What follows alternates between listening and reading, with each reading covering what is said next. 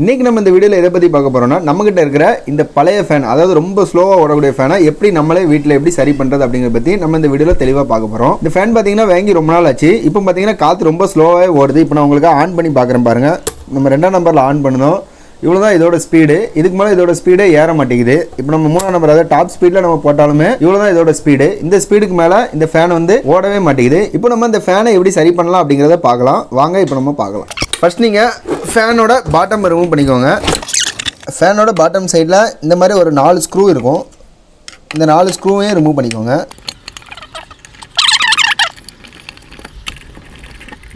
இந்த ஃபேனோட இந்த பாட்டம் போதே தனியாக எடுக்க போகிறோம். பாட்டம் நம்ம ஓப்பன் பண்ணாலே தெரியுது இது எவ்வளோ பழைய ஃபேனாக இருக்கும் அப்படிங்கிறது உங்களுக்கு இதை பார்த்தாலே நல்லா தெரியும். இந்த ஃபேன் ஸ்லோவாக சுற்றதுக்கு பார்த்தீங்கன்னா இந்த கண்டென்சர் தான் காரணம். இப்போ நம்ம இந்த கண்டென்சரை எப்படி நம்ம சேஞ்ச் பண்ணுறது, அது மாதிரி கடையில் நம்ம இந்த கண்டென்சரை என்ன சொல்லி நம்ம கேட்கணும், அது மாதிரி இதுக்குரிய ரேட்டிங் என்ன அப்படிங்கிறத பற்றி நம்ம தெளிவாக இந்த வீடியோவில் நம்ம பார்க்க போகிறோம். ஃபர்ஸ்ட் நம்ம இந்த கண்டென்சரை நம்ம ரிமூவ் பண்ணணும். இதில் பார்த்தீங்கன்னா ஒரு 2 பாயிண்ட் சால்டிங்கில் இருக்குது. அந்த சால்டிங்கில் இருக்கிற 2 பாயிண்ட்டை நம்ம ரிமூவ் பண்ணணும். அதுக்கப்புறம் இது கனெக்டில் இருக்குது. இதே நம்ம ரிமூவ் பண்ணோம். இது எப்படி ரிமூவ் பண்ணலாம் அப்படிங்கிறத நம்ம இப்போ ஃபர்ஸ்ட் நம்ம பார்க்கலாம். இப்போ பார்த்தீங்கன்னா நம்ம ஃபர்ஸ்ட் இந்த ஸ்க்ரூவை ரிமூவ் பண்ணணும். பின்னாடி ஒரு நட்டு போட்டிருப்பாங்க. அந்த நட்டை நம்ம ஒரு கையில் நம்ம பிடிச்சிக்கிட்டு நம்ம லூஸ் பண்ணால் தான் லூஸ் ஆகும். அதனால தான் நான் ஒரு கையை இப்படி பிடிச்சிருக்கேன். இப்போ நம்ம இந்த கண்டென்சர் நம்ம ரிமூவ் பண்ணிட்டோம். இப்போ இதில் இருக்க அந்த சால்டிங்கை நம்ம ரிமூவ் பண்ணோம். அது எப்படி அப்படிங்கிற நம்ம பார்க்கலாம். இப்போ இதில் பார்த்தீங்கன்னா சால்டிங் பண்ணியிருக்குது. இப்போ நம்ம அந்த சால்டிங்கை நம்ம ரிமூவ் பண்ணோம். ரிமூவ் பண்ணுறதுக்காக சால்டிங்கானே நம்ம ஹீட் பண்ணிட்டோம். ஹீட் பண்ணதுக்கப்புறம் இப்போ கொஞ்ச நேரம் நம்ம அது மேலே வச்சிருந்தோம்னா அது ஹீட் ஆகி அப்படியே அது ரிமூவ் ஆகிறத நம்ம பார்க்கலாம்.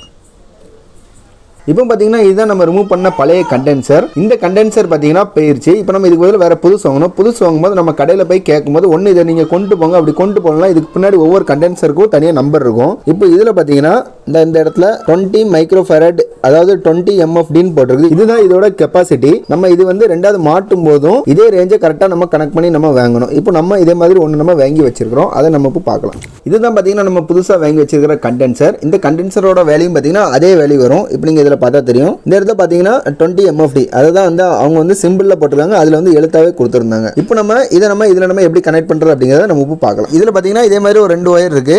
அது மாதிரி பழசில் இருந்த மாதிரியே இந்த ரெட் கலரை ஒரு கலரோடையும் இதுக்கு வந்து பொலாரிட்டி வந்து கிடையாது. நீங்கள் எதை வேணா எது கூட வேணா கனெக்ட் பண்ணிக்கலாம். இப்போ நம்ம இதோட கனெக்ட் பண்ணிட்டோம். அதுக்கப்புறம் இது பார்த்தீங்கன்னா இந்த 2 ஒயர் கூட இருந்துச்சு. அதாவது இன்புட் ஒயரும் அந்த அவுட்புட் ஒயரும் சேர்ந்துருக்கும் ஒரு இதில். இது நம்ம இப்போ நல்லா டைப் பண்ணிட்டோம். இப்போ நம்ம அடுத்ததாக இந்த இன்சுலேஷன் டேப்பை நம்ம போட்டுக்கணும். ஒரு சேஃப்டிக்காக கண்டிப்பாக போடணும்.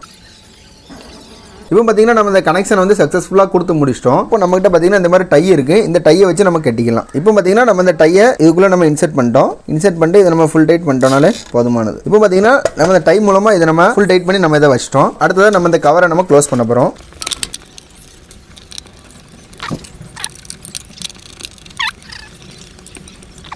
இப்போ நம்ம கண்டென்சர் சேஞ்ச் பண்ணிட்டோம். இப்போ நம்ம சேஞ்ச் பண்ண கண்டென்சரோட அவுட்புட் எப்படி இருக்குது அப்படிங்கிறத நம்ம பார்க்கலாம். சுவிட்ச் ஆனில் இருக்குது. இப்போ நம்ம பவர் ஆன் பண்ணி பார்க்குறோம். இப்போ பார்த்தீங்கன்னா நல்லாவே ஸ்பீடாக ஓடுது. நம்ம ஃபஸ்ட்டு ஓடும்போது எப்படி இருந்துச்சு அப்படிங்கிறத நீங்கள் நல்லா பார்த்துருப்பீங்க. இப்போ இதோட அவுட்புட் எப்படி இருக்குது அப்படிங்கிறது உங்களுக்கு பார்த்தாலே தெரியுது. மேலும் இதுபோல் பயனுள்ள தகவல்களை பெற விரும்பினால் நமது தமிழ் ஜெயிலர் ஃபேஸ்புக் பக்கம் அல்லது தமிழ் ஜெயிலர் யூடியூப் சேனலுடன் இணைந்திருங்கள். நன்றி, வணக்கம்.